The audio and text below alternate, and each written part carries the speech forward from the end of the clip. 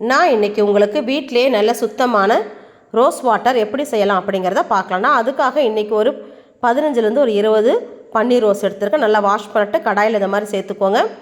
நடுவில் மட்டும் கொஞ்சம் ஒதுக்கி வச்சுட்டு நல்ல திக்கான ஒரு கிண்ணத்தை வச்சுருங்க. அந்த பூவில் ஒரு 3 டம்ளர் தண்ணி ஊற்றி கொதிக்க வைங்க. அந்த கடாயோடைய மூடி இருந்துச்சுன்னா அந்த கடாயை நல்லா திருப்பி போட்டுட்டு சின்ன ஹோல்ஸ் இருந்துட்டு சப்பாத்தி மாவு போட்டு அடைச்சிருங்க.